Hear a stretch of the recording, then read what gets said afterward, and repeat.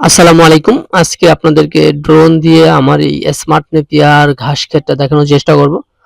তো আপনারা যারা ছাগল পালন করেন অথবা গাভী পালন করেন, তাদের জন্য মূলত আজকের ভিডিওটি। আপনারা ঘাস নিয়ে যারা সমস্যায় ভুগতেছেন, আজকের ভিডিওটি দেখলে আপনারা আসলে উপকৃত হবেন যে আপনার কোন ঘাসটা চাষ করা উচিত বা কেনই বা চাষ করবেন। এটা হচ্ছে ইন্দোনেশিয়ান স্মার্ট নেপিয়ার ঘাস। এটা হাই প্রোটিন সমৃদ্ধ একটি ঘাস। 22 থেকে 25% প্রোটিন হয়ে থাকে। আমরা এখানে বেড আকারে চাষ করেছি, যেহেতু একটু নিচু জমি, তাই বেড আকারে চাষ করেছি। নিচে পানি থাকে কিন্তু উপরে পানি থাকে না, এজন্য কোনো সমস্যা হয় না। তো যেই জমিগুলোতে আবার নতুন করে ঘাস উঠতেছে দেখতেছেন, এগুলো আমরা রিসেন্টলি কাটিং বিক্রি করেছি। আর যেগুলো এখনো ওঠে নাই, ওটা আবার 2-3 দিনের ভিতরে আবার চারা বের হয়ে যাবে।